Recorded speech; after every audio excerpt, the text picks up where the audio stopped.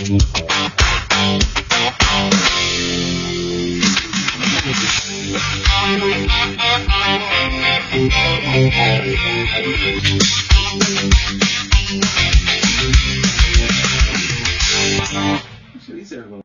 I can't hear you, so you gotta tell me if you're too loud or not. No, I'm good. I can hear myself just fine. Right about there? Yeah. Good? Yeah. Okay. Can you come down a little bit, Mike? Mike, I can come down a little bit. That's good. Is that better? Yeah. A little bit better? Yeah. Okay.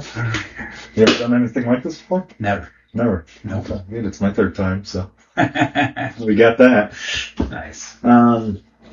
So basically, I don't know, did you watch the first couple episodes or no? You know, I didn't get a chance to. Okay. So essentially, the concept I'm getting at, I explained when I had Hannah on here, is that if this is your life story, it's one of those wind-up cards. Gotcha. We can pull it back to the beginning. Okay. We'll let you just start from there, and it'll end where we're at today. Sweet. And then we can just chat about life and sober life in general. All right. So the biggest thing I've seen so far with the first two that I had on here is they felt like they rushed themselves. Mm-hmm. I have all the time in the world today. I know you have other engagements later on. I have a window, but I have time. But yeah, so no details too small, too big. All right. Feel free to. It's your story. I might ask us for a little more information, but I'm not going to push you in any directions or anything. Cool. Pretty much just think of us at the desk at healing. Yeah. Chatting away. That was a nice conversation, man. Like when you brought up the podcast, I thought, I'd be happy to come and converse. I do. I find that sharing my story is powerful for me, and that is. I feel a little bit selfish in doing that, but I do see how others sharing their stories is also helpful to me, and so I'm hoping that is also the case. Yeah, we had that kind of come up and the meeting I went to this morning, where there's some kind of power in hearing others' experiences and being able to relate to them. And for me, I can't get enough of it. Yeah. And especially for those out there, a lot of people don't like meetings or any kind of like organized group, but they, for whatever reason, engage in just listening to somebody else. Yeah. So, I mean, that's kind of why I created this whole thing. I can relate. And I definitely, when I was in my early recovery, I avoided meetings. So One sec. I know that can be. Okay, yeah. In my early recovery, I was reluctant to go to meetings. And shortly after that, COVID hit. So I did a couple of meetings online through Zoom, and that didn't really resonate with me. But I have found lately, and through going into online forums, really, they're not really like online Zoom meetings, but mostly like through Reddit. Yeah, like a Reddit thread or something. Yeah. But I have found that super powerful, and it really taught me kind of the rules Gotcha. of the room, so to speak. Yeah. Which is important. I really do believe that. And I think that's maybe, part of my story that's interesting, is that I definitely saw the potential in those rooms, but really latched on to the things I didn't like. Mm-hmm. And that's all I needed. Interesting. So to avoid. So when we talk your story, because I don't really know you. Mm-hmm. We met briefly over at Healing Springs, and that was kind of that. I was like, I like this guy a lot. He's Nice. cool. And I'm sure he's got a lot to share. So why don't we back up? Like, Are you from this area? I am. I was born in New Jersey, in northern New Jersey, and moved up here just prior to my 5th birthday. And so I lived in Clifton Park, and I went to Shenandoah High School and went K through 12 there. Mm-hmm. And my parents were divorced when I was young. Actually, that was kind of the impetus for our move up here. Was my parents splitting up. And so I was raised by a single mom. Dad was in the picture, but he didn't live in the area, and he supported us financially, and he definitely came and visited and stuff, but he wasn't a daily fixture in my life, and he wasn't even really a monthly fixture in my life, I would say. But he... I have a lot of love for my dad, and he supported us. Wasn't like a... When you say us, have you got a bunch of siblings? Or? I'm the youngest of 3. I have an older sister who's 8 years older than I am. My brother is almost 6 years older than I am. Oh, wow, okay. You're the baby. And I'm the baby, and then my father remarried, and I have a younger sister through that marriage, and a couple of step-siblings as well. So. Yeah. Are any of them local? Not a one. My brother was, and he moved down to Florida. My sister is in Smart man. Georgia. My stepsister is in Colorado, excuse me. My stepbrother is in Virginia, I believe, and then I have my half-sisters in Virginia. So you guys are all over the map. Yeah, they're all over. So I guess to kind of tell my story as I'm kind of learning, I guess I would like to give a little aside. One of the exciting things that I've discovered in recovery is that I learned early on how to avoid, and that became my coping mechanism. Yeah. And there were various ways of doing that before substances came into my life. Mm-hmm. And I think if I'm being honest with myself, I can identify with that, prior to me learning how to drink and do drugs. But what's exciting to me is that I'm really kind of becoming mostly aware of that, like now. Right. And I'm in my 50s. So there's something I shared in a meeting recently that was kind of telling. And essentially, and I'll get back to my story, I apologize, but it was essentially that I had this image of like being a completed project or a ride, when I was younger, that, I feel as my life kind of went on and those things, those goals or maybe those needs weren't being met, became more of a source for frustration and really that sense of failure, so to speak. But I've come to realize that as I've been in recovery, life has been really a series of little changes. Yeah. And those little changes, some work and some don't, but either way, like the excitement part is that, maybe I'm never done. Mm-hmm. And that I am ever evolving. Yeah. And that's kind of actually, on one hand, it's kind of daunting, like, wow, that's crazy. But at the other hand, it's kind of exciting to realize that, just because it's been this way doesn't mean it has to be. Right, right. And so when I was in my, middle school years, I have ADHD, so I will share that with the audience. Yeah, you hear that a lot in between rehabs and meetings and outpatients. But I was undiagnosed until I was in my late 40s. Okay. So I didn't know that.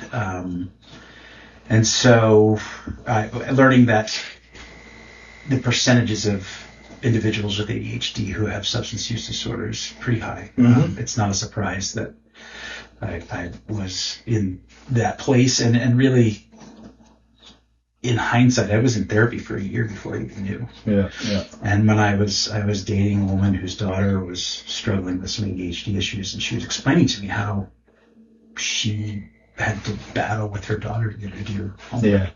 And that was, she basically described my entire high school career.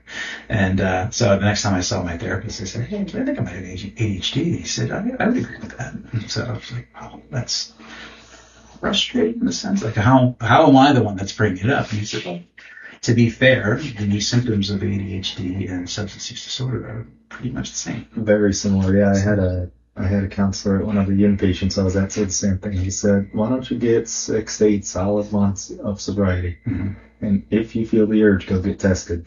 Because he's like, I can kind of see it from here. And ironically, 2 months ago, I was sitting down with my mental health therapist, and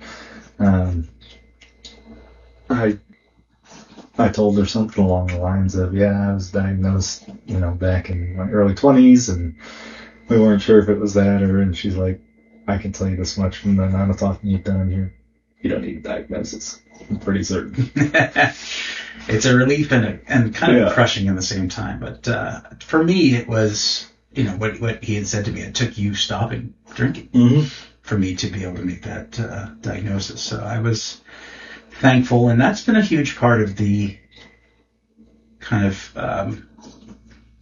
the tweaks that I've had to make. Is learning how my brain, what works best for my brain, what doesn't. Yeah. I unfortunately am not as consistent with that as I'd like to be. But when I was 13 or 12, my siblings were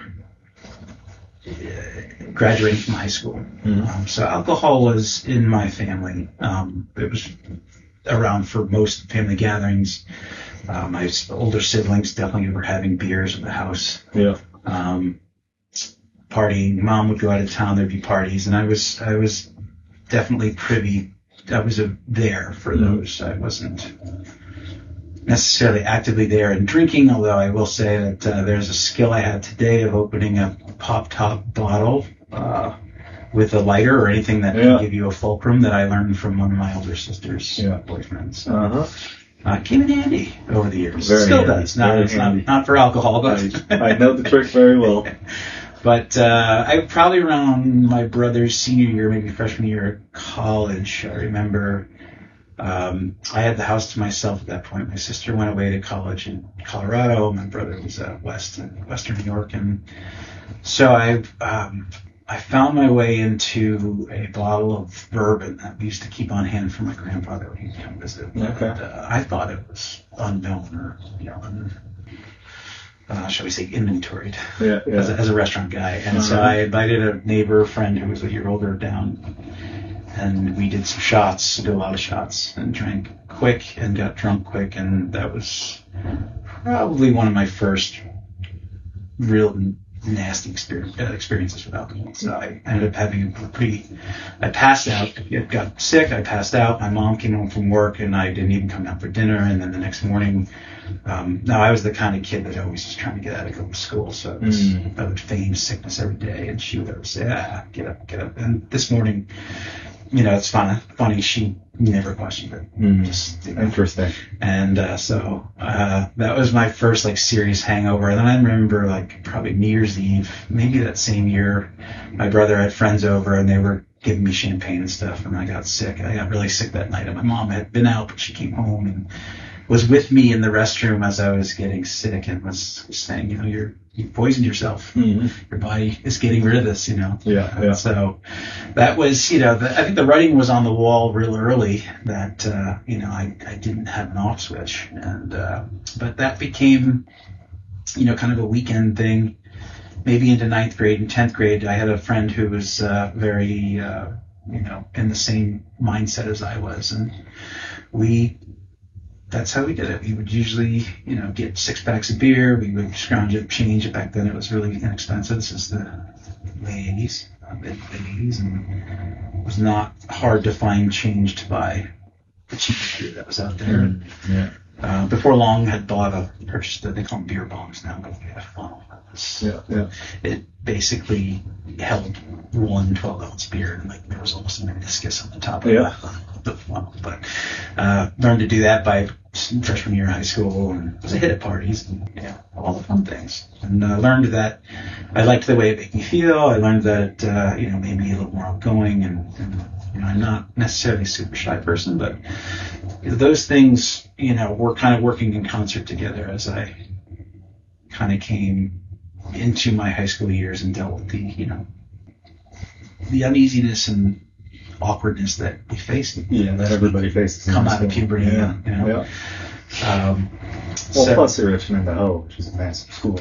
Yeah, a big school, and I played sports. I played baseball and football, and I enjoyed it, and was fairly, comfortable there. And but that was, life was normal. It was normal, to me. And but I started to already see, the negative sides of that. Not only just physically with getting sick and whatnot, but also I was running into troubles with the law, doing silly things and not very smart things while I was under the influence, smashing mailboxes and stuff like that. There was a state trooper who was based in the Clifton Park Barracks who I knew well, and I had come in contact with him at least 3 times.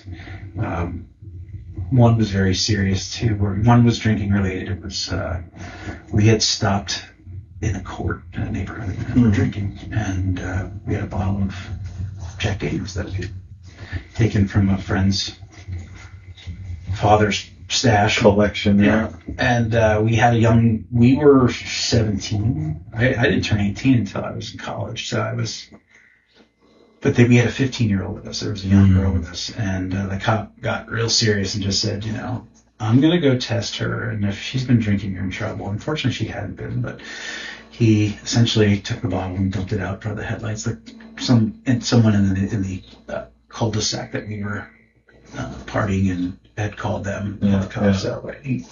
He dumped the bottle on us and let us go, and so I wasn't able to see those parallels yet, and so I got into college, and it was right, as you'd expect, right at home with being away. And where'd you go to school? I started out at Hobart College in Geneva. So I went out there and I played baseball for a year, and my studies I was exposed. I was able to get through high school relatively. My grades weren't great, but I didn't put any effort in. Right. My ADHD was rampant, and I didn't really understand. I didn't have the discipline. I procrastinated a lot of things that I've learned later. I was a kind of the poster child for. But I ended up getting into Hobart. My father went there, my brother went there, and I was kind of recruited by the coach. My brother was also there at the time. He graduated the year I graduated from high school, and he played baseball. So the coach knew of me and invited me out to come out and play. And so that was a wonderful experience. Actually, I enjoyed playing baseball and that whatnot. But the being alone and out of college, I was kind of left to my own devices, and drinking was a pretty heavy. What division was that? Division D3. Yeah. But I learned a lot. It was really, we had a good year. We had a solid group of upperclassmen. I didn't start right away. I went down to Florida. I had a couple good games. And worked my way into like a platoon where we had a first baseman who was a pitcher, and he was a senior. When he would pitch, I would start first base. And then towards the end of the season, I started to get more playing time. I hit pretty well. I was pretty limited at bats. I had like 50 at bats, but I hit 400. That's kind of cool. Yeah. Had a home run, and it was like, it was really baseball was starting to make sense for me. It was really fun. I did well in high school, but I was, being the younger, I always was the youngest kid. It was an October baby. So, I always felt, that I was not quite as advanced as some of the older kids. Right. So, but I got more comfortable, and anyway, my grades kept me from continuing that. So, at the end of my freshman year of college, it was Memorial Day weekend, and I went to a restaurant that was down on the lakes. Geneva is right on the north end of Seneca Lake. It's beautiful out there. And had some drinks with some friends, and then ended up heading back and going downtown. I don't even think I had 19, but I was able to get into the bars downtown. And ran into a classmate who lived in a dorm next to mine, and he had a motorcycle. And it was a cool older. It wasn't like a crotch rocket. It was a kind of more of a laid back. I don't know like motorcycle terminology, but I liked it. I thought it was really cool. And, more like a cruiser or something. Yeah. But it was an older one. It was probably from the 70s. But he had too much to drink, and I was like, can I ride your bike? He was like, yeah, you're right. And I'm like, yeah. So I ended up going back to the dorms, and at this point I was pretty drunk. And this was like turned the bike off and was about to go up into the dorm, give him his key, and I was like, I should try this some more. And so there was a loop that was part of on-campus, part of off-campus, that was about 2 miles long by a quarter mile. It was just a block of the town that I decided to turn into a racetrack. Okay. And I was zipping down. Now I'm riding without a helmet. I think I was wearing flip-flops. I was definitely not dressed to ride a motorcycle, and unfortunately did not injure myself or anybody else. But at my very last run, I decided, you've played with fire enough. It's time to go home. And as I was cruising up this hill, and I was going about 75 miles an hour, the lights went on. So the cop had clocked me at 55 and at 30. And, I remember when he pulled me over, I couldn't even stand. Like a bike fell over on me, Yeah. burned my leg. It took me down to the jail. It wasn't a jail, but A precinct. precinct, and booked me in for my DWI. And I blew a .19, and that was my first foray into court-ordered. Yeah, the legal system. Yeah, well, court-ordered, AA and, I forget what they call it. I'm getting restaurant terminology in my head. Victim awareness program. The VIP, Victim Impact Panel, the IDP. Yeah. The BDP, I think. This is 1991, so this is a while back. But, essentially I had to do community service. I had, I had to go to counseling. I had to do AA. I think I did do 5 AA classes, which just, it did not resonate with me because I just didn't feel like I belonged there. Right. I was in denial. And so that was 91. I had failed out of school. I'd gotten into DWI, and then ended up going out to, my dad was living in Colorado at the time. And he just said, right, come out and live with me for a bit and try to get you back on track. Go to community college out here. And I was on again, off again, with my high school girlfriend at the time. She was a year younger than I was. So I agreed to go out, but I wasn't really ever fully there. I spent 4 months in Colorado. I took some classes and didn't finish them, and was wanting to be back east more than anything else. So when that at the end of that semester, I ended up just saying I'm done and moved back. So came back to New York and wasn't in school, and my mom just said, I need a job. The bank is hiring. The Trustco Bank is ad in the paper. So applied and got hired and went to their training and ended up working in a branch on Wolf Road, and realized that 9 to 5 work wasn't for me, but that my brain really wasn't about, the novelty of handling lots of money was pretty fun at first. Right. But once that wore off, it was really brutal. And I was in the throes of some pretty heavy partying as well. Gotcha. So I didn't have the wherewithal to say, hey, it's a weeknight. Maybe you don't need to go out tonight. Right. Yes. And so I can relate to that game. I remember one morning I had a particularly rough night, and I went into work. I showed up late, and one of my coworkers was a young college girl, and she was like, you look horrible, man. And I was like, I had a rough night, and she's like, get some gum or something, like reek. It was really, it was one of those moments where you're just like, it's all, in hindsight, it's crazy. I think I've mentioned this to you before, but one of the things that I've realized in recovery is that, my brain was able to rationalize some extremely irrational behavior. Oh, yeah. And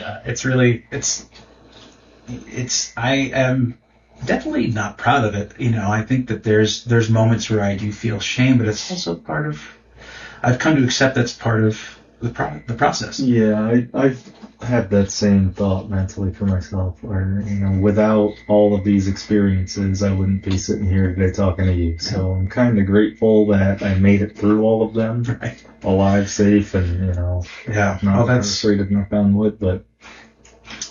And that's the craziest thing is, as I now have a daughter who's 16 and being able to drive, I'm trying to impart some wisdom upon her about the dangers of driving and whatnot. But, one of the things that I had learned even before I turned 16 was being the youngest, had access to cars when my siblings were maybe sleeping in or something. I used to take the car out, take it for joy rides and stuff. I learned how to drive a stick.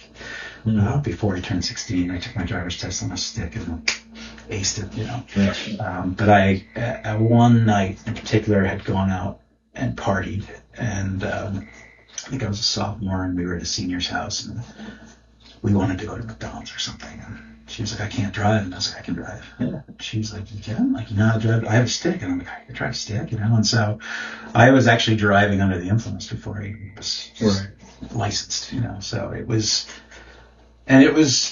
it's not lost on me, and I want to choose these words kind of carefully. I had a conversation with a coworker years later that just talked about how alcohol was normalized in my family. And I had witnessed, and I'm not blaming them, but I had witnessed family members do the same thing. Yeah. And I think that I just thought it was okay. And I do to this day consider myself a very good driver. Mm-hmm. And under the influence, I was, cocky enough to believe that that was enough to save me. Right. And fortunately, I'm not proud of it, but I guess from like I said before the time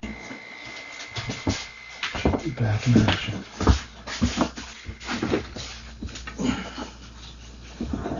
All right, back on it. So yeah,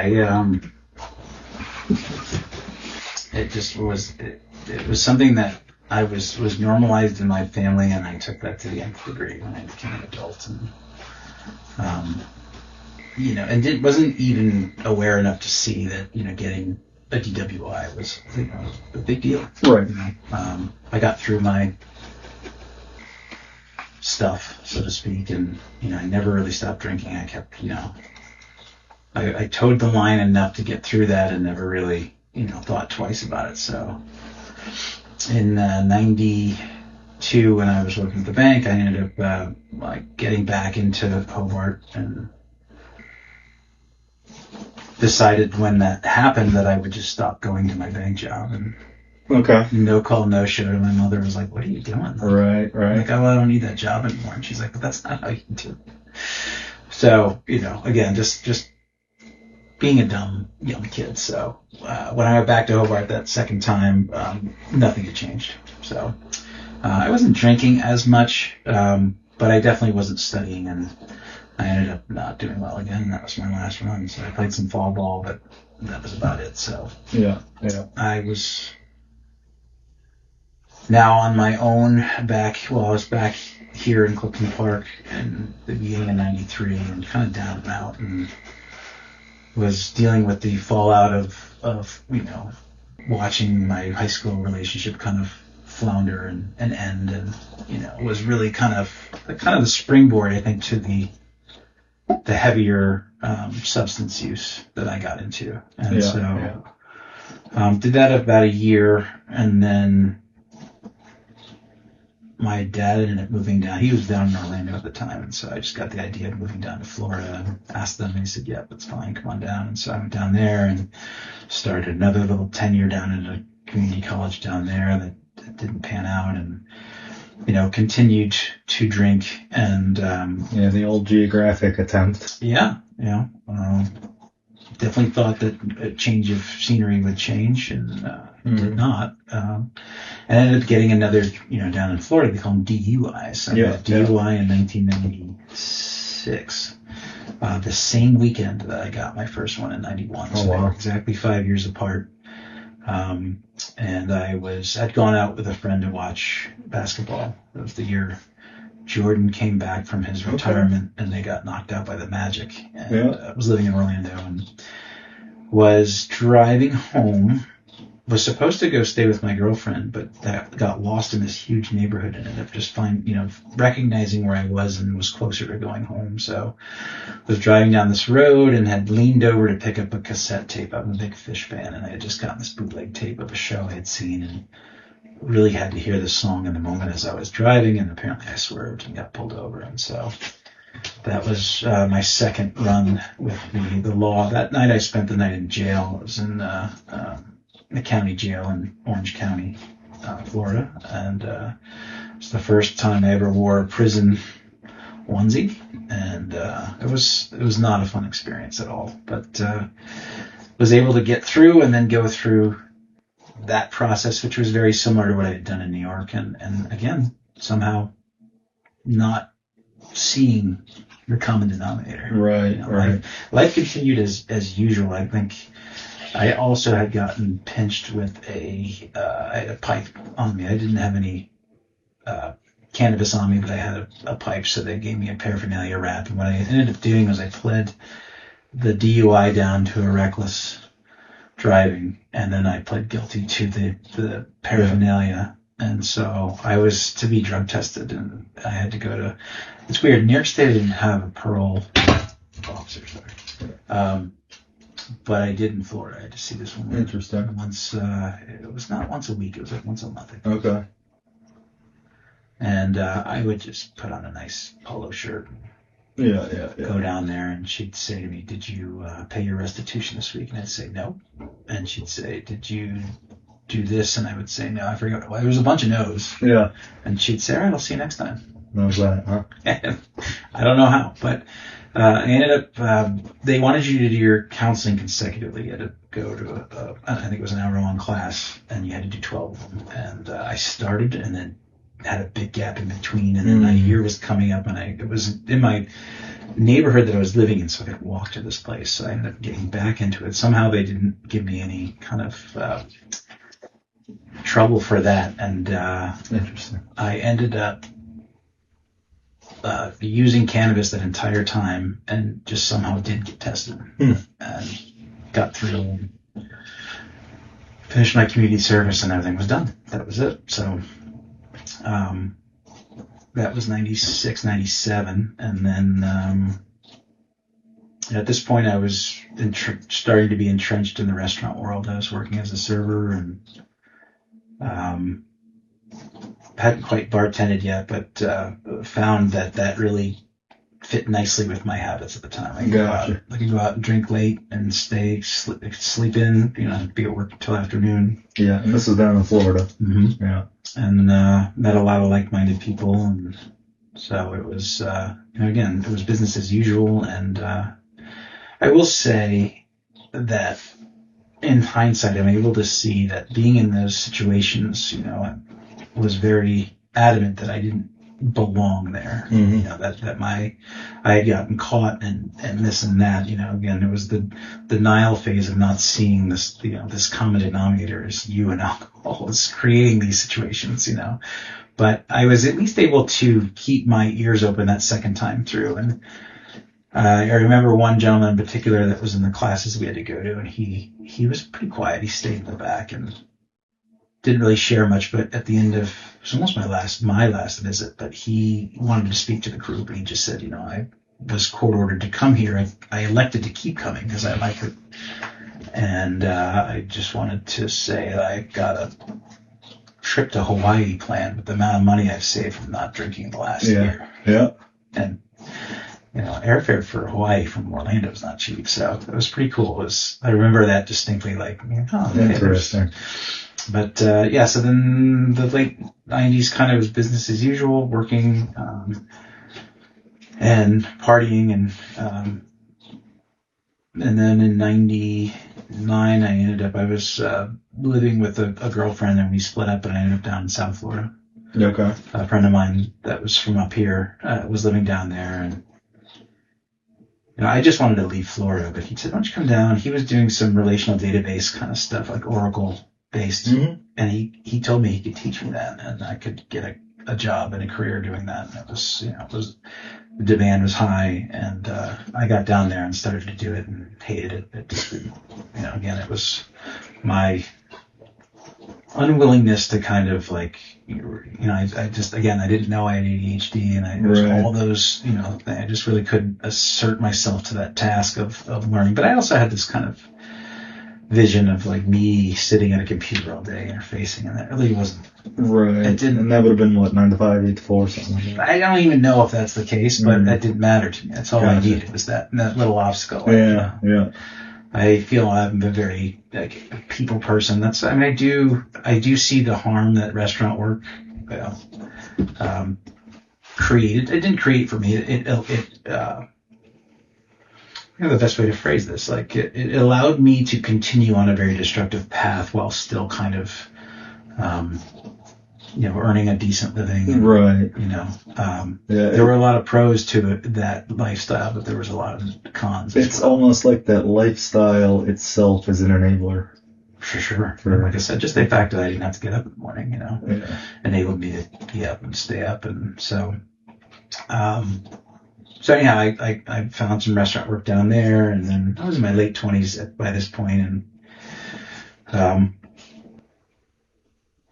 ended up meeting my future wife at a place, and she had just said to me, "I'd like to move to California," and I said, "Yeah." And at that point, I would have said anywhere would be great, anywhere but here. So we moved out to LA, and we got engaged and got married in 2006, and then my daughter was born in 2010, and so I stayed in restaurant work. I became a manager in restaurant work and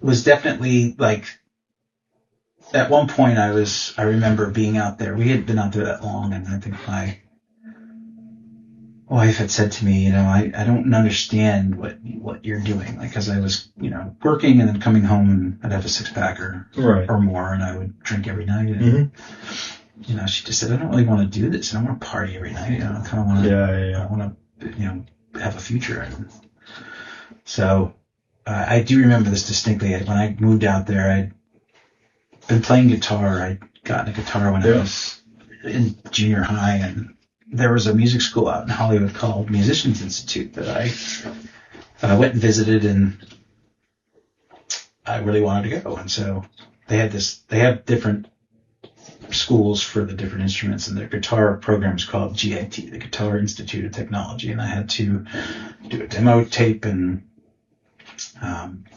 do scales and that kind of stuff, and I did, and I got in and took out some student loans, and it wasn't cheap, but it was a 18-month school, and I was doing that, and I remembered, when I got done, I was excited to play, and played with a couple singer-songwriters, a couple females, and then I met a guy that we kind of charted and reconfigured some of his older tunes, and we're starting to play out and stuff. But I have this memory, and this is a cool memory as far as like kind of bedrock of some recovery. It's kind of cool. We had this little studio apartment in east of Hollywood. We were in Little Armenia, and our kitchen was tiny. It was like this little narrow space that had just enough room for a fridge and a tiny, not even a regular size stove. And we had enough room to put a little table and like a little breakfast nook, and it was right by this window. And our apartment was like a U, and we were in the bottom right of the inside of the U. So I had a window that overlooked the courtyard, and I used to like to, it was one thing I loved about California weather was you'd have hot days in the summer, but the nights would cool down into the 60s. And, it was funny when we first moved there, so many places didn't have air conditioning, and they would say, you don't need it. Yeah, interesting. And we would say, and I would just say, maybe I don't need it, but I want it if I need it. Yeah.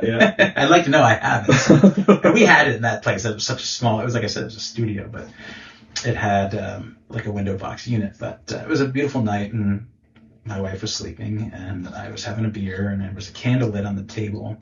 And I have this picture of me as a little boy holding a tennis racket like a guitar. And somebody had snapped the photo, and I loved it. It was fun. So I had that photo, and it was on my fridge. And as I turned and looked, the candle light was throwing a shadow on that picture, and my body was basically eclipsed by the bottle. So the silhouette of the bottle was covering up my body in that picture, and it was not lost on me at all. Interesting. And this is 2006, 7. And I remember seeing that, and I remember telling a friend of mine that I worked with, who he and I were kind of thick as thieves. We would drink at work, we would drink after work, and I was like, what do you think that means? And he's like, it means whatever you want it to mean, man. And so that, like I said, that was these little things I can look back on and see that there was moments where I was aware of the damage that I was doing, and the things that my habits were not healthy and wasn't feeling good, but I was again willing to kind of keep going because that was my habit, that was my routine, So a couple of years after that, I had gotten a job at a really nice restaurant. It was a chef-owned place, and I had learned a lot about really good food and farm-to-table, produce I'd never heard of before, and it was primarily seafood, and I learned a lot about proteins and things that, fish and animals that I'd never heard of before, and, it was a step up, and I really loved that job. I was a bartender and was learning about craft cocktail and making our own juice and syrups and infusing and stuff like that, and so I was living that life, and also, was playing and working and playing, pretty hard. And there was when my daughter was born, I went into management, and I realized that I wanted to have something to kind of either allow me to transition out or give me a little bit more of a better looking resume. Mm-hmm. If I were to want a job that didn't entail being a server or a bartender. Right. So, but I liked management, and I learned a lot. It was very difficult for me to start. And I ended up moving my family to Santa Barbara in that same company. They had a restaurant up there that was nice. But again, my habits kind of stayed the same. And when I realized that my avoidance of my feelings and those things really kind of fueled my drinking, but I also was avoiding my family, and I just had this conversation yesterday at work. So I'm working at a place where, there's been a lot of change, and the people that are in charge are really starting to feel that tug of being, I don't know if it's hard to explain, but when you're at work sometimes and the business is open or there's people there's a lot of work that needs to get done behind the scenes that you're trying to focus on, but you can't because the phone's ringing or you've got people asking questions. And I resonated with that, big time. I could relate because what I used to do is I realized that I could stay late. Mm-hmm. The restaurant would close at 10. Most of the staff was gone by 11:30, and I would stay another hour or two and try to chip away at that, stuff that I could work on in relative peace. I was also drinking at the time, so, had free range of the beer, or if I wanted to make a drink, I could do that.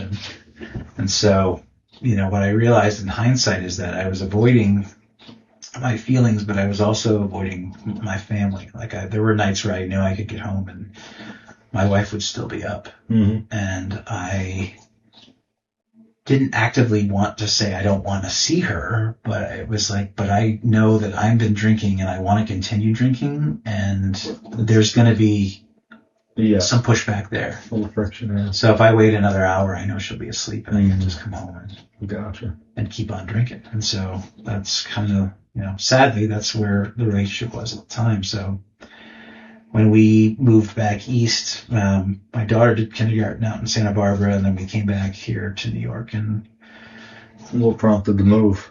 We were both feeling the tug of family. We were on our own out there. My daughter was born in 2010 in LA, and my ex-wife's family's from Florida, and my family was back here. Gotcha. So we wanted to have, a little help, and so it was funny. We ended up, because family was kind of the important aspect. I had just said, where do you want to go? And the conversation was, where do you want to go? And I just said, well, I am confident in my experience and my abilities that wherever I go, I can land a job. Right. Whether it's Florida, New York, wherever. Yeah. Make a point. So at that point, I think my ex-wife said, well, I think I'd rather live in New York. So that's how we got back here. And what kind of work was she into? She was doing graphic design at the time. Okay, so she pretty much could go anywhere. She could, yeah. She worked for a couple of stationery stores and did some really high-end stuff in Los Angeles, but that work didn't exist in Santa Barbara. She did some freelance stuff, had her own business, but that work was kind of not as consistent. Gotcha. So when she moved back east, she didn't even really, she kept some of those contacts, but she wasn't really working that much in that realm. So she ended up getting just a job outside of that field altogether. So I was working in restaurants still. I was managing a place down in Hudson. Mm-hmm. It was a nice, it is a nice hotel, boutique hotel and restaurant, and was commuting an hour each way and drinking and driving drunk. And, I used to have drinks at work, and then I would stop at this gas station and get two 24-ounces of Modelo, and would drink those on my drive home. Yeah. And it's interesting, the routines that we form. It was crazy.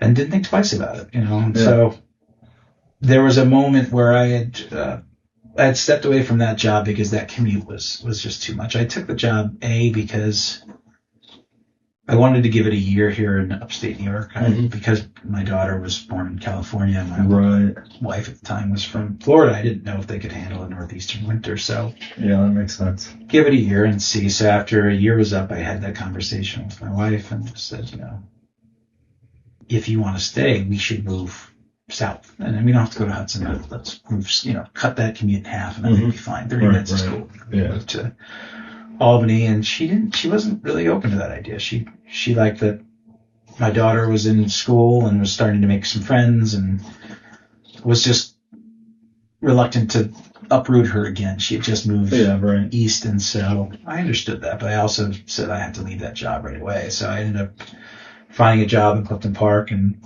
started to work. This is very end of 2017 into 2018, and my habits were pretty much the same, drinking.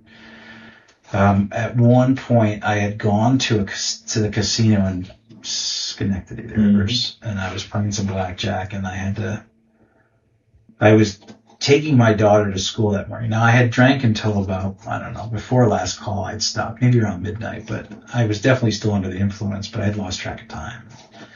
My wife had woken up at like 6 a.m, like, where are you? And then, she called me and I was at the table still. And so when I came home, she was like, you're not driving, or you're not okay to drive. And I was like, I think I'm fine. Like, I really haven't drank. And I literally probably was still under the influence, but I felt at that moment that I was just fine. But she was really unhappy, and rightfully so. And I ended up reaching out to I think my brother, and just saying, I'm at my wit's end. Something needs to be done. And so she might have reached out to multiple family members, but my nephew was graduating from high school. That was probably April or May. He was graduating the end of June. And so family was going to be together. Yeah. And my half sister was starting to spearhead an intervention. Okay. And so my brother just said, hold off just a minute. Maybe I can have a conversation. My brother was actually, he knew of a therapist that worked with substance use disorder and thought he should go that route first, So the day after the graduation, we were helping my brother move, and I was helping pack up the truck, and we were driving to the storage unit. And he just had the conversation with me. I just want to let you know that your wife has reached out to us and very concerned about your well-being, and as are we. We love you. We want to see you be happy and healthy, and we don't really feel like you're there at this point. And so, he mentioned that there were talks of an intervention, and I was kind of like, wow, this is embarrassing. This is real, but it was a heartfelt conversation, and therefore, he gave me the contact info of this therapist. So he said, do you think you'd be open to that? And I said, yeah, I would, for sure. I agreed with what he was saying, and it was, I'm not in denial at the moment. It was pretty, it was a wake up call for sure. And there was embarrassment and shame that came with that. Of course. So I called the therapist, and the receptionist said he's not accepting new patients right now. And I said, all right, thank you. And hung up. That was, the only roadblock I needed, for resistance. And so, my brother called me back, within a week, or I think I might even called him and just said, yeah, doctor isn't seeing new patients. He said, what do you mean? I talked to him. He said he would. He said he talked to you. Call back. Seriously. I was oh. So I did. And I finally got the doctor on the phone, and I said, I understand you're not taking new clients and their patients. He said, this is true, but in your case, I'm willing to make an exception. Okay. Said, okay. Yeah. So that started the trail. And really the craziest thing about my journey is that I'm a firm believer in this. I had multiple opportunities, before this time to find my way into recovery, and was there, in therapy, was in, in AA meetings. I was, most of it was court ordered. And again, I was in denial. I don't need this. And, but I believe at this time I was ready. I was at least ready to make a change and see what that meant. And I think one of the things that I've seen in other individuals, and I like to share about myself, is that one of my biggest fears about stopping was the fear of never again. Mm-hmm. And, because it was such a part of me from such a young age, and, let's face it, we all learn how to celebrate with alcohol. We learn how to commiserate with alcohol. Yeah. You hear it so often. It didn't, everything was a reason. Everything. Nice weather, crappy weather. The Yankees won tonight. Yeah. Yeah. So, and then tack onto that was my career at the time, and I was concerned because I was in management and was in charge of those beverage programs. I was the one that was buying the spirits. I was the one that was creating the cocktails at this particular place I was working, and really didn't see that was a possibility. Like, how do you do that and not drink? Right. And so, I have one backtrack story I'd like to tell. When I was in 2003, so I was just 30, just before I was 31. I had gone on a trip with friends to go see a handful of Fish concerts in a row. We flew up to Atlanta and met up with a buddy, and we drove up to Indiana. We saw 3 shows there, and then there was a show in Atlanta, and then there was a show in Charlotte, and then a show in Atlanta. So I think it was 5 shows in about 7 days, and then we were going to go back to Florida. So in Charlotte, we ended up, we were on the lawn, the very way back, and someone sparked up a joint, I think, or we might have even been smoking a pipe. But a guy came over to me, and he tugged on my shirt, and I didn't know him, and he was pointing to his waist, and I was like, this guy wants. So I just turned around, kept going, and they did it again. He pointed his waist, and I looked at his waist, and it was a badge. He was an undercover cop. And we got written tickets. We got kicked out of the show, and it was a bummer. But when I got back to Florida, I had a friend who was a lawyer who kind of called up the county DA up in Charlotte, and he said, listen, this will go away if you just go to this. They want you to go to a 15-hour drug counseling program. And I was like, do I have to go there? And he said, no, they have them down here. You can just, once you satisfy that, then the ticket's ripped up and you're done. So this was in September. It was August. So this was September of 2003, and I was moving. I knew I was moving to California at that time. So I had about 4 months. And the counseling centers that I was calling were all, yes, we have what you need. We offer what you need. Our classes are 1 night a week, or 1 hour a night, 1 night a week. And so I was like, okay, that's 15 weeks. Right. 4 months. I'm moving in 4 months. Like, there's no way I want to do that. So I kept calling and found a place that was a little more, it was intensive outpatient, and it was 3 hours a night, 3 nights a week. Okay. So I'm like, bang it out in a week and a half. Right. Hell yeah. A little more expensive, but so my roommate and I were both part of that whole thing. He had to go with me. He got excited too. He did. Yeah. And so we went, and I have to say, for the first time, well, not the first time, because I think the first time I kind of was like, I don't belong here, but I still listened. I was a little more present in this week and a half of those classes, and the individuals that were all there were all from very different walks of life, and were there for very different reasons. And it was very intense, and we had to introduce ourselves at the beginning of each meeting. We had to describe why we were there, whether we had any triggers, and I remember, firmly believing that I didn't belong there, but for some reason I was kind of like, all right, man, this is like your 3rd time. Maybe you don't belong here, right? But you're here. Like, why don't you keep your eyes and your ears open? So I did hear some really, again, I feel like for my recovery, these were foundational things that were in me, or at least I was shown, and that was able later to access.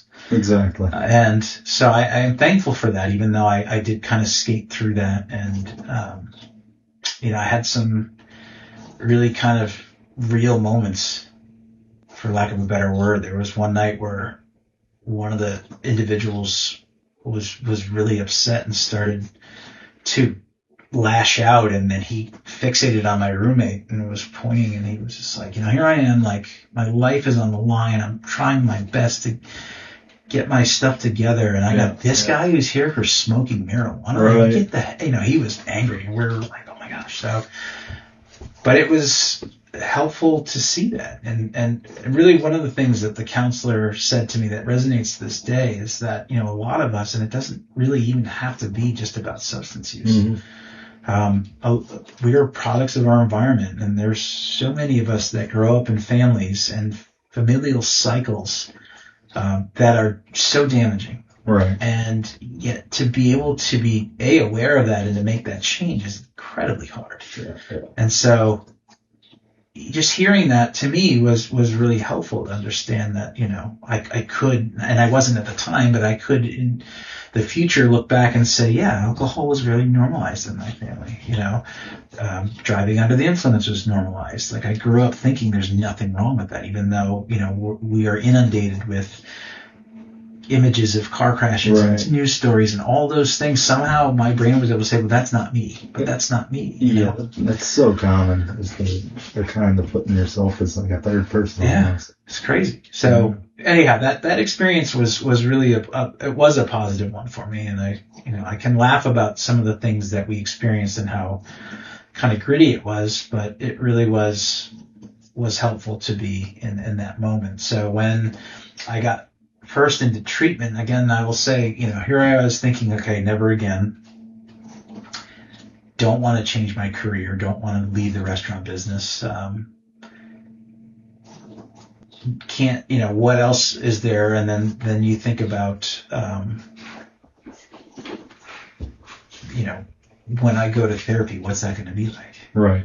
And my idea of therapy was an old man or woman, staring at me through, judgmental eyes and prescribing me, a list of things I had to do, and I couldn't have been more wrong, thankfully. Yeah, and I think it's very important if anybody's listening and thinking about getting a therapist is you're allowed to search them out. You're allowed to feel them out. You don't have to stick with the first one you get. Yeah. I have a friend I just had this conversation with. He had an experience that just didn't resonate with him, and so he stopped. And I fortunately resonated immediately with the therapist that I was recommended to. And one of the things that I've learned in recovery now and in rooms is understanding. And I also, for the audience, I ended up going through SERPA training to become a certified recovery peer advocate. And I've touched on that in previous episodes about my experience going through that program recently. So it was great. And Healing Springs, I was recommended to check out Healing Springs by my therapist, and that was again this was the end of 2018 is when I started to see him, or summer of 2018 is when I first started to see him. My last drink was on Labor Day of 2018, and yeah, it's so interesting when you say 2018. It doesn't even feel like 8 years ago. No, it's nuts. But what happened was I went in and checked it out, but it was COVID, so I didn't go right away. And then I was shown around the center, and I wasn't quite ready to. I didn't know what I wanted. But what I can say is that what I anticipated was going to happen with therapy not only didn't happen, but what I really think made it stick for me this time was, hey, I do think I've gotten to the point where you're like, this is enough's enough, But I also, learning in SERPA school, the whole point of our job is to meet people where they are. Right. And that's what my therapist did with me. There was no judgment. There was no, describe to me a day you're drinking. It wasn't anything about that. It was, where are you? What are you doing now? Where are you now? And where do you want to be? Right. What do you picture your life looking like? What are your goals? Yeah. And so one of the goals that I had said was I want to be more present. Mm-hmm. I want to be more present for my family. And he said, okay. And so what he had said to me was, it wasn't, you have to do this, this, or that, which I was expecting. It was, there's many ways to do this. And why don't we start with moderation, and then we can go from there. And so the next time you drink, limit yourself to 2. So I went home that day, and the next time I was at work, routine was get through the busy time, and then I would usually sit at the bar and have a beer or 2 or 6 or 8. And then, so I had a beer, and then I ordered another, and as that second was going, in my mind, I was saying like, okay, this is it. This is your limit.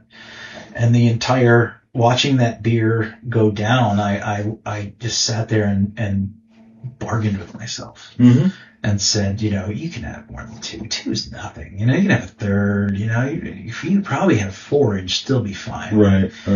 And was aware of how, those intrusive thoughts were rampant. And I was like, all right. So I didn't. I think I stuck to 2 that night, and then the next night I did it again, and it was even stronger. It was even more of a battle, and I just realized like you can't have 2.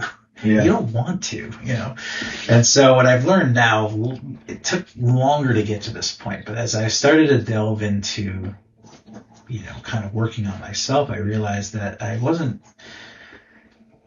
after the taste of alcohol. Right. I think we talk ourselves into how good a beer is, or how good a mixed drink is, or a glass of wine, and I won't dispute those things, because I still believe that. Mm-hmm.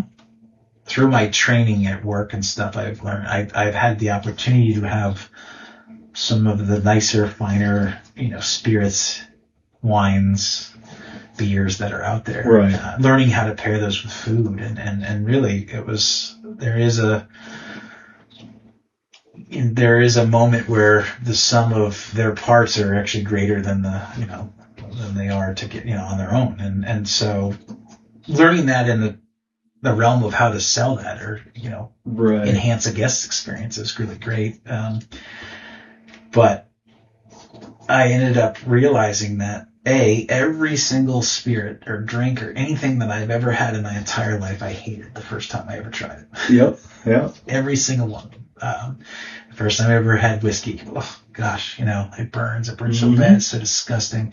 Beer, I think I might have had a sip of Dad's beer when I was a kid, it's so gross, wine, forget about it, Mm-hmm. And so I thought that's interesting, here I am pouring copious amounts of this liquid, into my body, every single one of them I absolutely detested when I first tried them. Right. It's such a weird thing, again, the rationalization. So, well, it's funny because at one point in my professional drinking career, I lived above a bar, and it was perfect because the owner and I had it worked out. He had some unfinished apartments, and I was doing work on the apartments. I could stay there for free, and I could drink at the bar for free, as long as I tipped the bartenders. No problem. No problem. And some of my favorite days of the week were when the guys would come in with samples. So you could taste anything. They would leave the free, 6 kegs and whatnot for them to sell and test the market in the area. And I used to love when the head bartender, this one wasn't selling. They didn't like the product, this, that, and the other, but they had to get rid of the beer. So we got to kill that keg. And I would just pick my stool, and there it was. On the spot, right? Might have been the worst beer I've ever tasted in my life, but I'd have 10 of them. And it was free. Yeah, it's interesting. I think one of the things that I'm most thankful for is I have encountered people in recovery numerous times in my life as a human and as a restaurant worker, and it's not that common, I will say. It's I think a lot of people get into recovery that are in restaurants and they remove themselves from that the whole environment, and I understand that wholeheartedly. And fortunately for me, I didn't have to do that. But I also want to describe how my recovery happened from the standpoint of realizing that when moderation wasn't going to be a thing, what I was most concerned about is, again, the never again aspect. And not so much in the, I'll never be able to have a beer again, although that was definitely on my mind. It was more the sense of like, how am I, as the guy that's in charge of the spirits and the ordering and all this, how am I to make those decisions, without having to trust the word of somebody else? And in my time of dealing with sales reps, I'll just say that, there are some good eggs out there, but by and large, most of them are motivated by the money and sometimes by the companies they work for pushing them to sell certain spirits that they're not necessarily great, or a lot of times it's just a fit thing, and I say that in regards to some of the bars that I worked in, and not to sound elitist, but they didn't carry certain spirits because it didn't fit their vibe, their model. And so anyhow, my question was to my therapist, like, how do we do that? And he's just said, there are multiple pathways to recovery, which that was kind of one of the first times I'd heard that, which I loved. And secondly, sobriety is how you define it.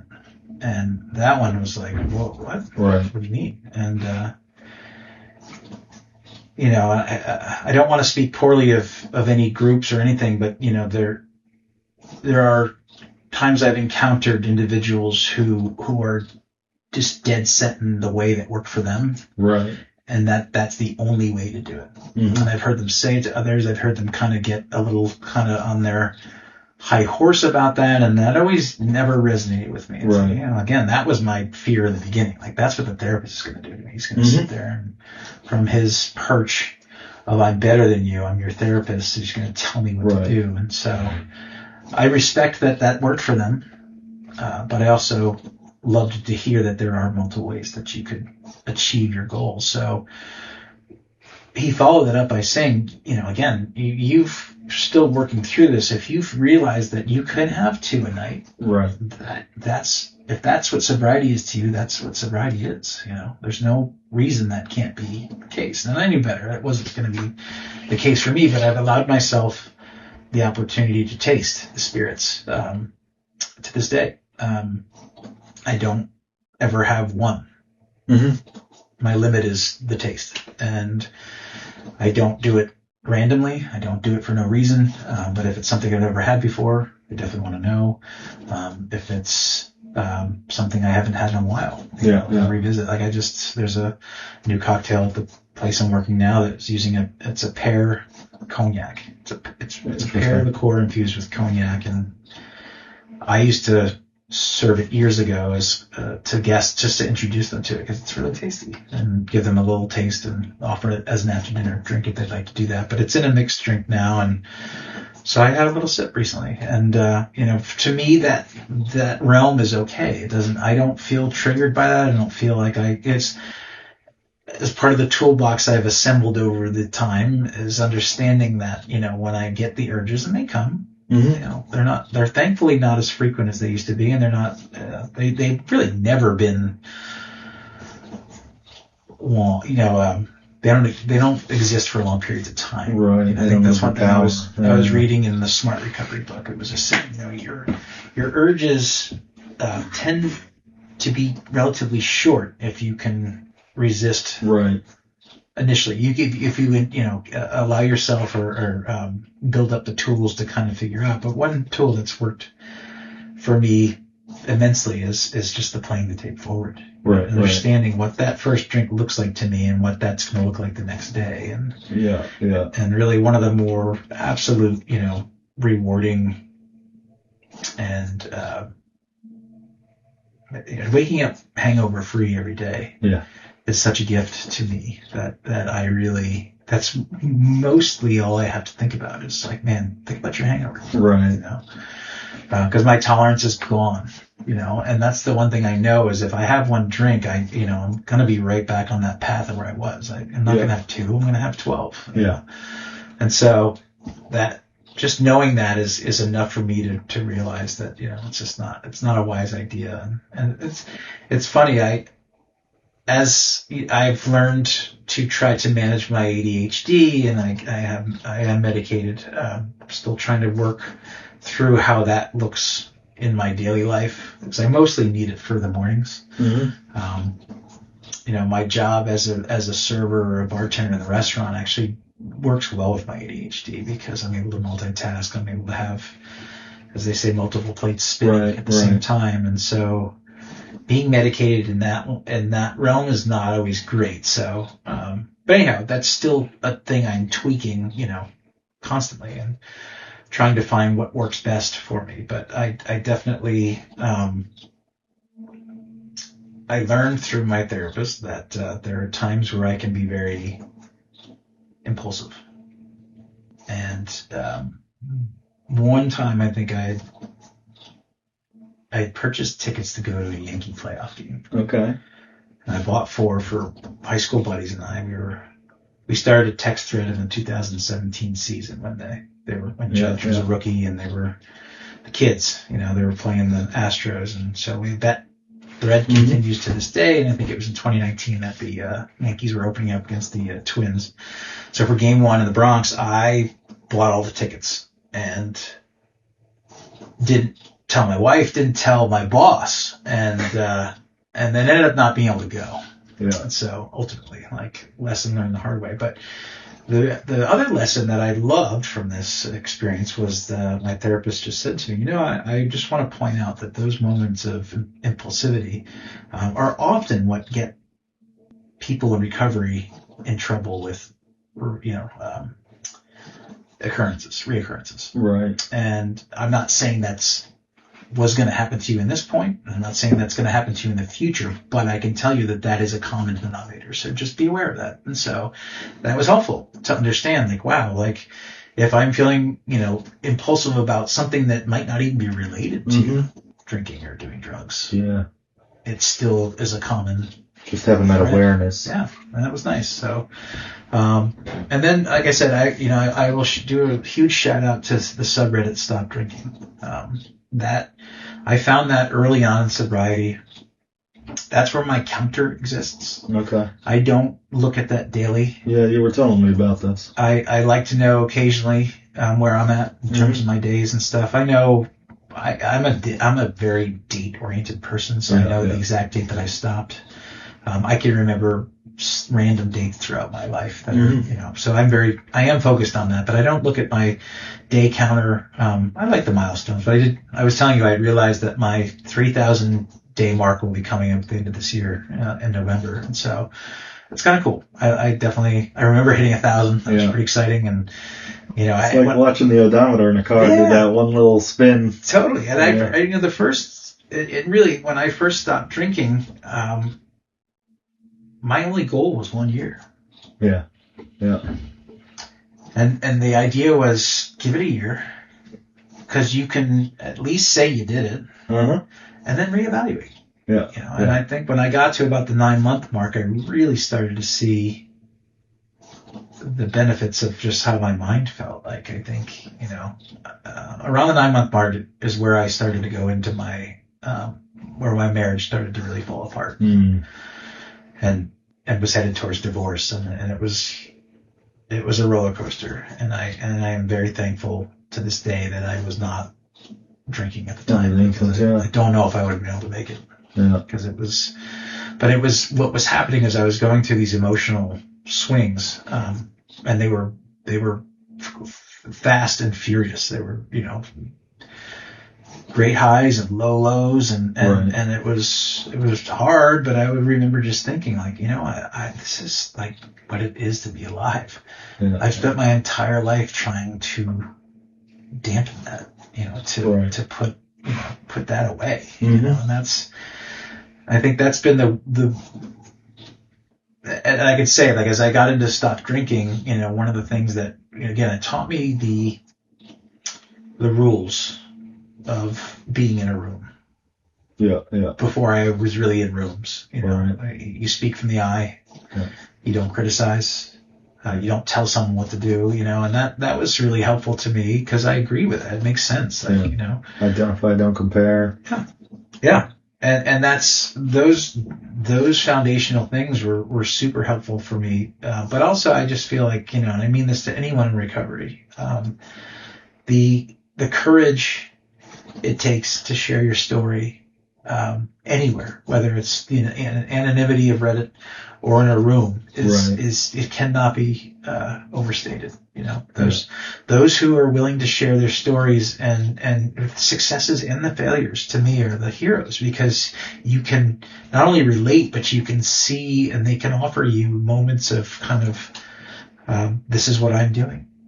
Or the support. And that's the one thing, you think about the internet now and how negative it can be.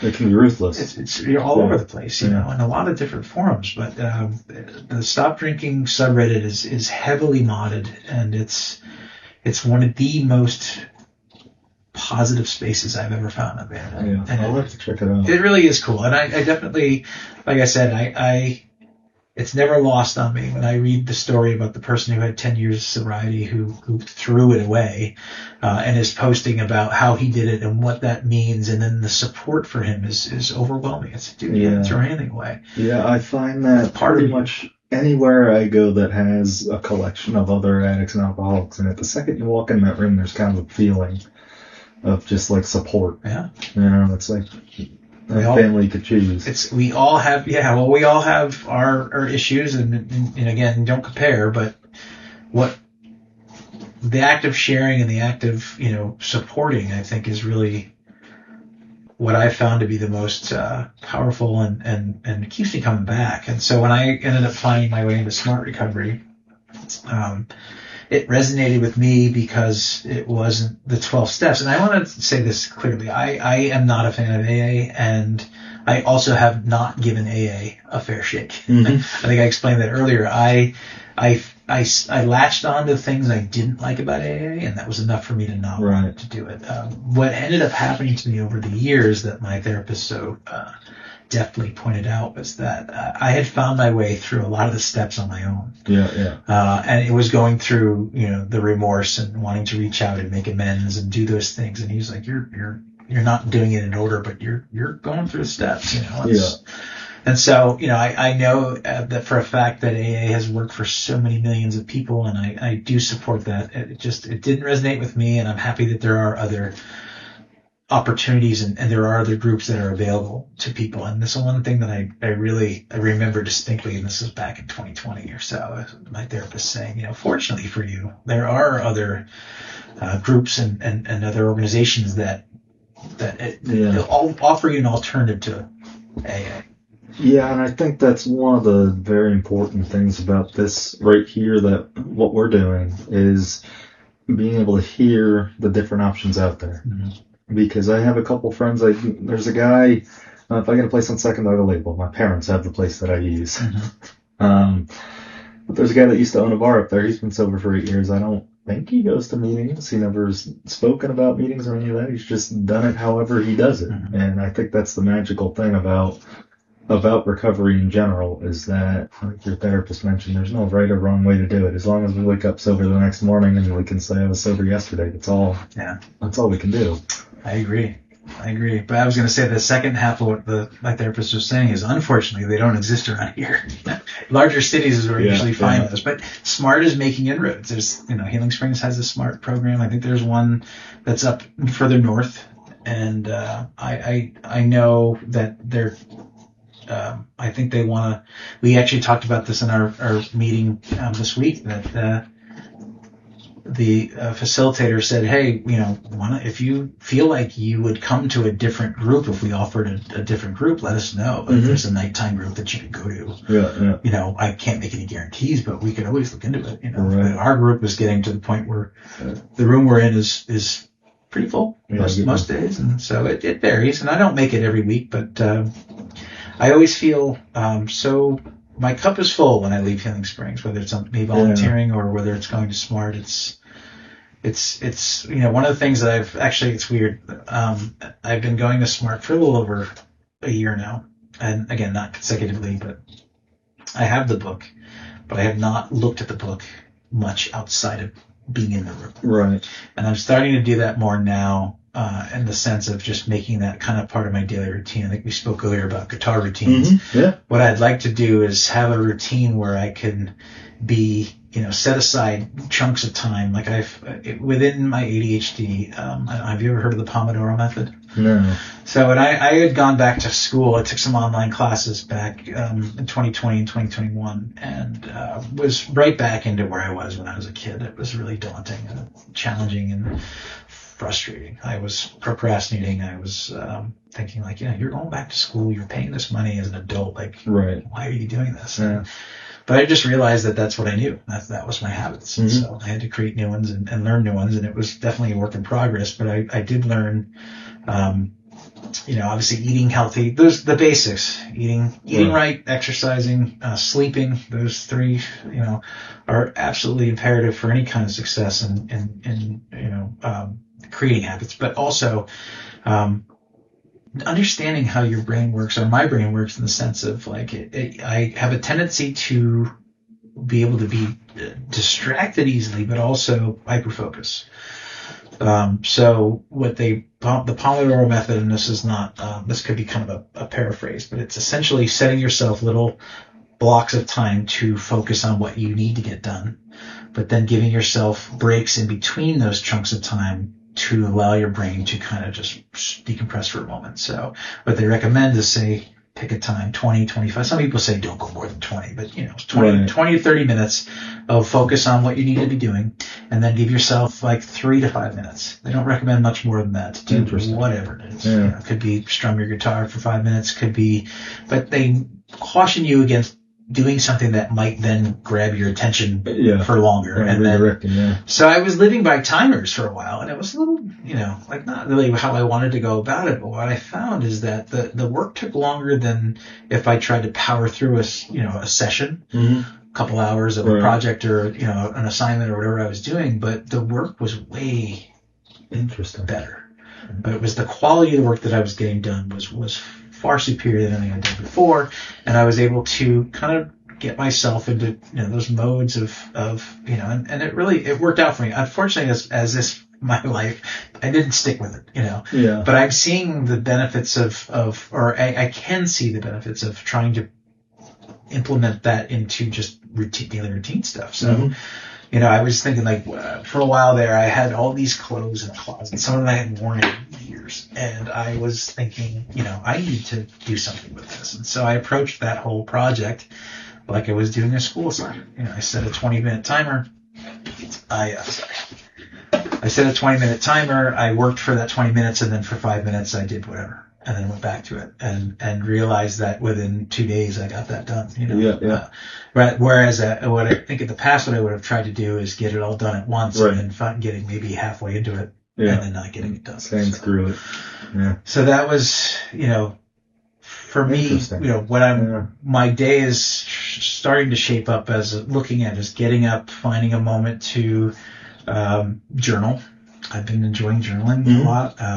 And then trying to fit in some kind of exercise, and it doesn't have to be crazy, but just something to get my body moving and some form of stretching.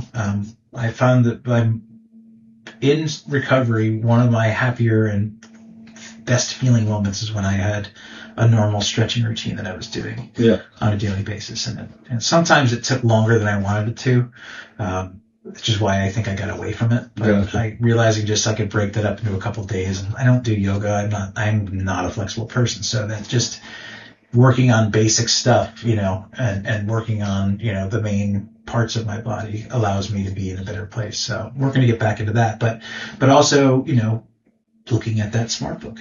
Right. Working through those things. Because one of the things that SMART does is, and I think that where it parallels maybe AA, again, I don't know a lot about AA, but is it gives you exercises to identify, things that give you anxiety or things that trigger you. And then giving you ways of working around that, or looking at, lists of things, or just things to be aware of. And so as I work into that, that's kind of exciting to me, because I feel like those are as I said to you today at Healing Springs about practicing, like our life is about building solid foundations. Like you're in construction, you know that. Yeah. If you build a shitty foundation of a house, like guess what? Yeah.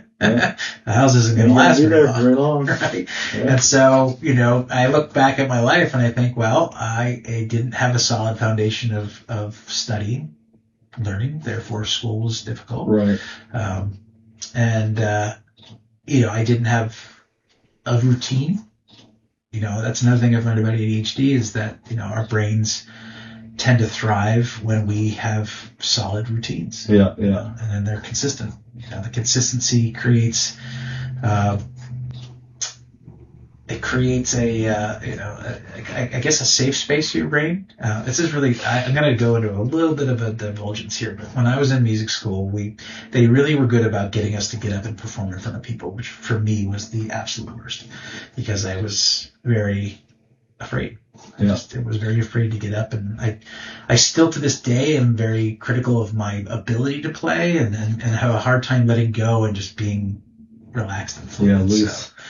So, at one point, one of my teachers had said to me, they do have a guy that comes here like once a month he speaks to students. He's a psychologist, and he works at USC, but he comes here and I can book an appointment with him. So I did. And it was interesting because he said to me, your brain is an amazing,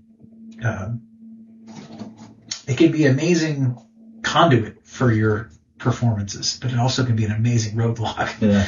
And he said, I work with these kids that are, athletes over at USC, 350-pound hulking men that are having serious, stage fright. They're playing in front of millions of people on TV and 80,000 to 100,000 spectators in the stands. Yeah. And he said, so one of the things I teach them is, think of a time where you performed well. He's like, did you play sports growing up? And I said, yeah, I did. He said, well, what'd you play? I said, baseball. He's like, did you ever hit home runs? And I said, yeah, I hit a couple. And he said, just think of how you felt in that moment.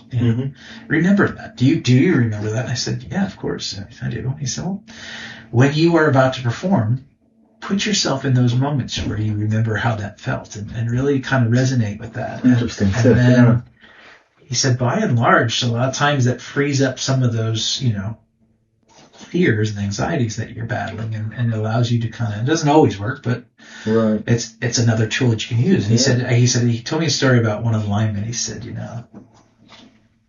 think of the time that you pancake blocked that defender and sprung the running back on an 80-yard touchdown. Yeah. He said this guy got this huge grin on his face, and he was like, so I look at that as, part of a daily life thing is when I'm not feeling 100%. And I think that's one of the things in recovery that trips a lot of us up. It's like, here I am not doing this thing that created so much, chaos and negativity in my life, and I'm not feeling great. Yeah. It's not all wonderful, like why would I want to live this way if this is the way I'm going to feel, like, and I certainly, I did feel that, but I also was a little bit more pragmatic and was thinking, but at least I'm not feeling this way. Right. And I think that's what I've kind of hung on to all this time is in the period of my life where I was drinking, I had all these preconceived notions of what that brought to my life and all the positives that it brought to my life. And what I had built up was this fear of stopping and not doing that. And all I had to give up, like you'd have to give up, parties. You have to give up, the after dinner drink, all the fun stuff. All the fun stuff. Yeah. And that was powerful. It's powerful enough to really make me never even, and I mean this in a sincere way, I never, ever attempted to stop drinking before I stopped drinking. Right. And I feel fortunate that I've gotten to the point that I am. I am not ever silly enough or foolish enough to think that I am out of the woods, so to speak. I'm forever mindful of where I was and where I don't ever really want to go again. But I look at that as the things that I've gained in recovery so far outweigh what I had to give up. It's not even close. And those are things that I think maybe I would never even considered before I stopped drinking, and things that maybe I would never even envisioned or could have possibly thought of. That just the reality of our lives when we are in that moment is really usually the orchestration of what we have to do. Or I shouldn't say we, I'm sorry, but I had to do to carry on my addiction was it was a major undertaking. Not only just, I mean, mentally alone was, like I said, gymnastics I had to do to kind of justify my behaviors is really, it's embarrassing. It's astoundingly, it's crazy, but the freedom of not doing that anymore. It's been such a revelation. Like, oh my gosh, like I don't have to, every time I'm in the car, I don't have to worry about a cops behind me. I don't have anything illegal on me. I'm not under the influence. I don't have to worry about anything. No cans rattling. Nothing. I'm not hiding cans. I wasn't really a hider. My drinking was pretty open. It was open in the sense like I didn't hide the booze before I drank it, and I didn't really hide the bottles when I was done. I definitely did it mostly by myself, when I was at home. It wasn't, but being present for my family, for my daughter, that has been a huge, huge thing. Being able to pick her up any time of day. Not have to say, oh sorry, I've had a few drinks, I can't go get you. Like that it hasn't happened too often where I've been called out of the blue to have to do that. But I can't, I can be of help to any friend, that needs a ride. I have been the designated driver on numerous occasions, which has been wonderful. And, now I'm, one of the things I was worried about as an avid concert goer was, can you do that? And I'll be honest, my first 6 years in recovery were, I was using cannabis. And so I stopped that about 18 months ago, and I've been to 7 concerts fully sober, and there was a fear surrounding that too. Like, can you do it? Like at first, it's can you do it without drinking? Same. Because my girlfriend Stephanie now, I got her into going to concerts. She's never a huge concert goer, and I'm a huge country music fan, and now, I don't know, every other day she's texting me, they just announced this show or that show or that show, and, 3 days later she's like, I got tickets anyways, we can always sell them. So it's one of those. So for Christmas this past year, one of my big gifts from her was to go down to Nashville and see Alan Jackson perform his final show ever. And, I didn't know that. He's got a disease, and I can't remember the name off the top of my head. I hadn't heard it before. So he's announced it's his final show. The concert starts at 5, but the openers are straight down the line of all the top name country performers. So it's going to be a great show, but we've been to, I don't know, a dozen shows of me and sobriety, and it's fun. It's more fun, and the enjoyment of the show, remembering the show, not having to get up to the bathroom, not have to run out and get more drink, like the whole experience. It's just so much more enjoyable. It's so weird because it seems like such a hard sell to someone who's if you had told me that when I was actively using, not a chance. Oh yeah, I've been like, what are you talking about? Exactly. Yeah. But we're not even getting a pregame. We're not going to sit in the parking lot for 3 hours. Which I still do. Yeah. I honestly, I'm a huge Fish fan, and then the traveling circus that follows that band is really something. I got a good friend who's a Fish to behold, But I still like to do that. Like, I don't, I guess I feel fortunate in the sense that I am comfortable enough in my recovery that I don't feel threatened by that, because it's not that I don't feel threatened, it's just I don't want that. And I think one of the things that has really helped me in recovery is avoiding the judgment of others. And Serpa training also kind of helped me with that too. And I loved what they talked about in Serpa class about biases. And knowing your biases and not so much embracing them, but just acknowledging them, that they exist. Right. Because if you're going to deny that you have it, you're not really doing anyone a great service. Who did you train? Is that Katrina? Katrina, yeah. She's fantastic. Katrina, I told her this, and I feel like I mean it sincerely. Like the very first correspondence I had with Katrina just oozed with love and acceptance, and she carried that through. Yeah, you our could last just class. feel it via a text message. Right, and that's kind of hard. It's hard to infer tone in any kind of electronic messaging. But she, I really truly loved that, because I am a loving person, and I love to express my love for my family and those who are in my life freely, and I loved to sense that from her, and I felt very welcome. I definitely, but I had an experience in my class where there was someone that was showing people how to get cannabis, because we were talking about medically assisted. What do you call that? MAT? Yeah. Yeah.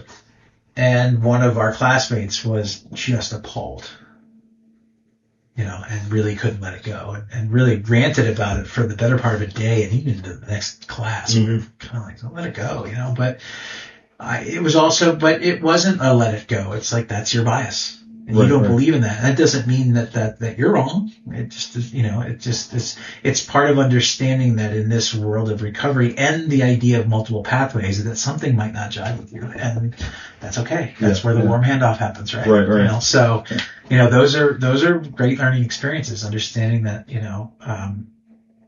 I had this conversation with someone about with my therapist about, someone who is on Suboxone, or maybe taking something for opiates. Right. And learning about people that do that, some of them do it just to get off, and some of them get away from their habits and get cleaner and healthier, and then finally they stop altogether. But I've met people that still take it regularly. Or it's going to be a lifetime. Yeah. And so that's what I said, how long does that happen? How long does that go on? And the therapist's answer was maybe forever. Right. And it was like wow. Yeah. Never even occurred to me. Yeah. But if that works, why not? Yeah, that's how I look at it. Yeah. It's like, whatever is keeping you from doing whatever it was that was making your life unhealthy. If you're taking any steps, any step is the right step. Right. I agree. It doesn't matter what direction that step points, as long as you're making progress. And that acceptance is it's empowering to me in the sense that, I think I look at this in other aspects of my life. Like, I've gotten to a point now where, again, in this world that is very kind of divided, there's a lot of things that I don't understand. Yeah. And it's foreign to me, or there's the concepts that I struggle with.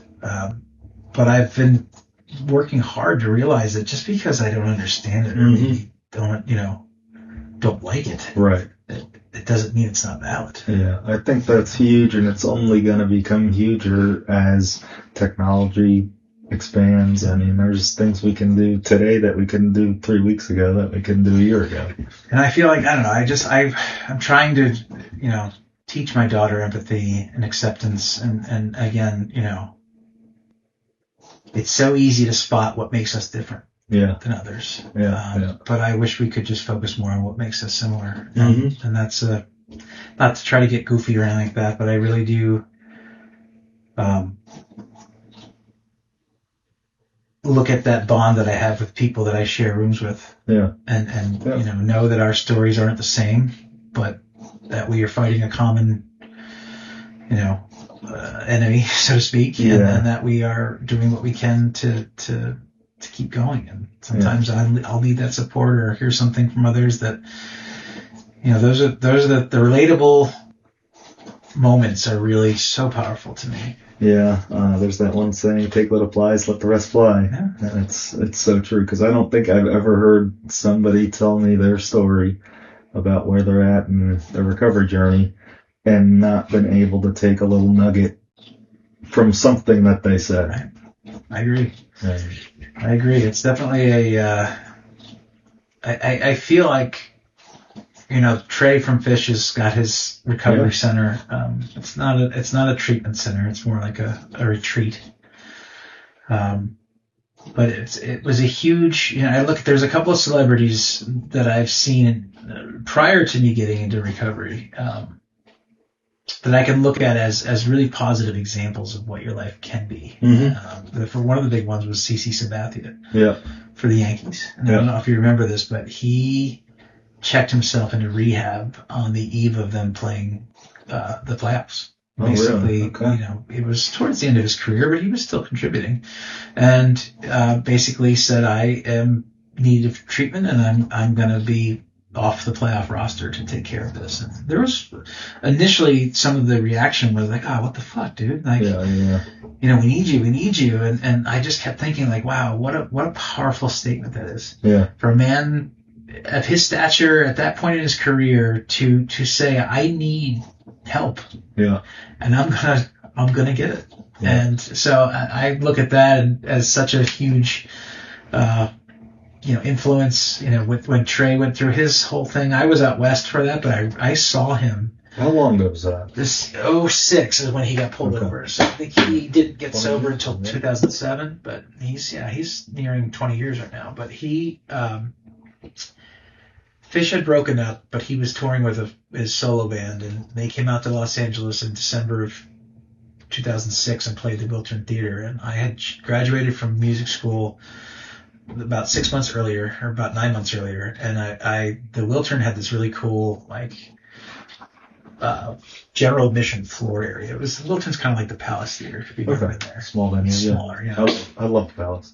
Yeah, it's such a cool place. Yeah. But they, if you got there early, you could get a wristband and get GA. So I did. And I went by myself because my wife was not a big fan. But got myself on the floor about where we are from your computer screen from the stage, and was front and center, and was very aware of how not well Trey was.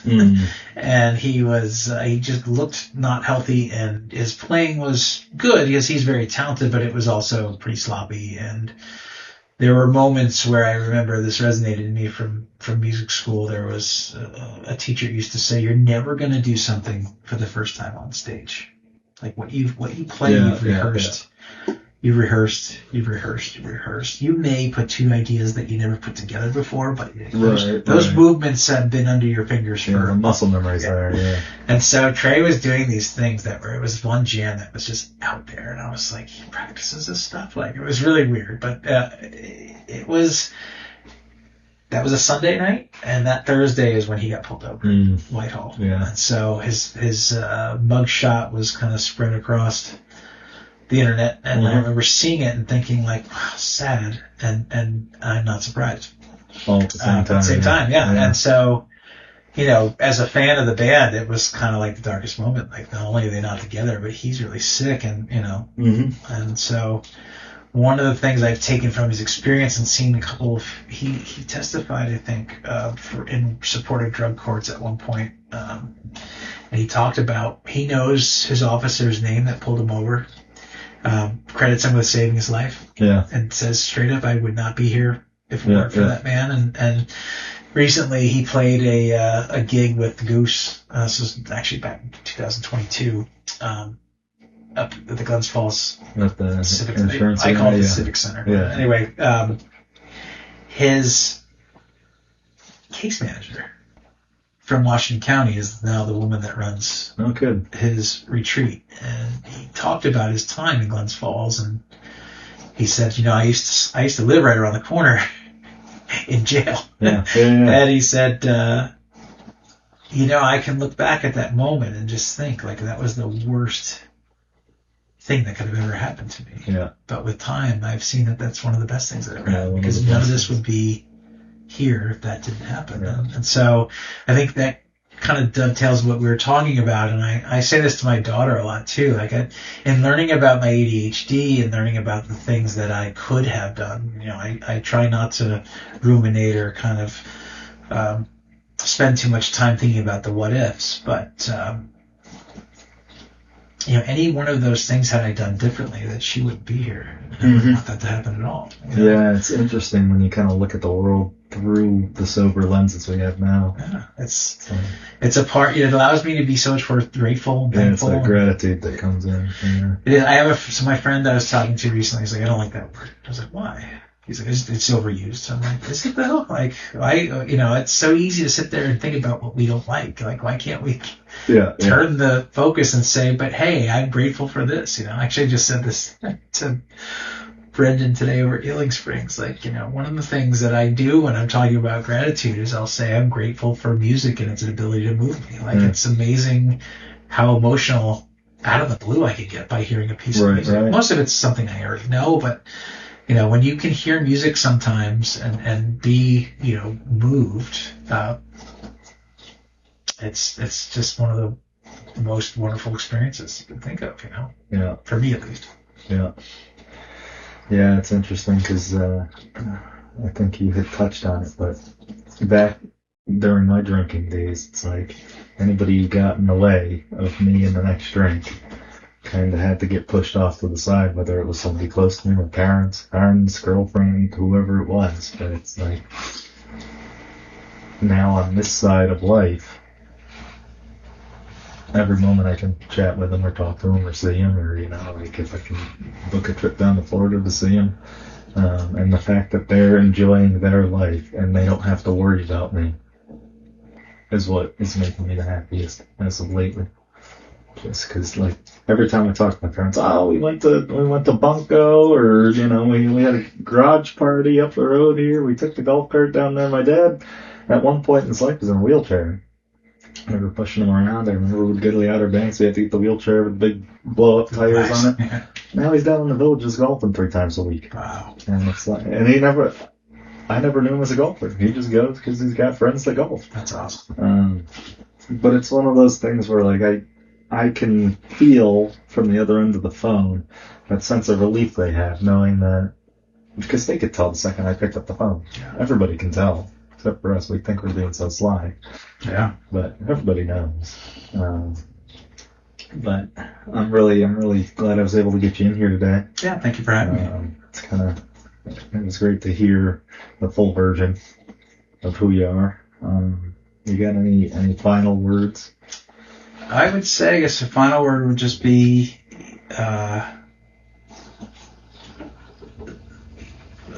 be aware that the journey is, I don't want to say it's ever changing, but it's surprising to me to find the joy in new discoveries. Yeah. Yeah. 100%. And I think, one of the, I guess I didn't really touch on this that much, but the overriding kind of theme of my drinking was escaping difficult feelings. And I think really what happened to me as a youth set the tone for, heavy reliance on that as a coping mechanism, which really stunted me in my ability to mature. Yeah. And that when I came away from drinking, that there was some really immature tendencies that still existed that seemed so out of whack as a man in his late 40s. Yeah, yeah. And being honest with that was scary, but really kind of talking through it and seeing like, okay, why, of course it would be this way. You've been hiding from anything that makes you feel uncomfortable for your entire life. Yeah, yeah. Now you're sitting with those feelings, and like I had said earlier, the ability to feel the fullest joy and the saddest of sorrow is really kind of a gift. Yeah. That I deprived myself of for a long time.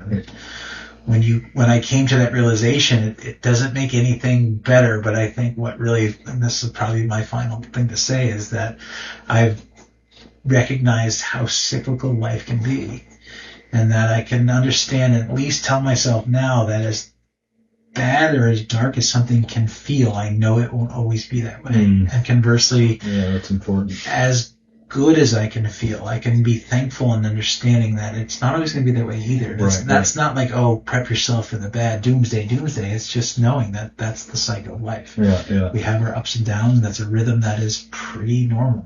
Yeah.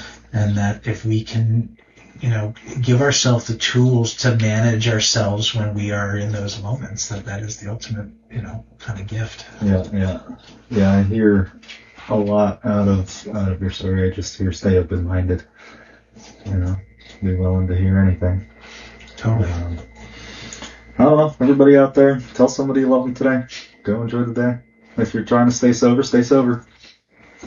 Thanks for listening to my story. I don't know. It's embarrassing, but it's the truth, and it's weird. It's this fucking proof.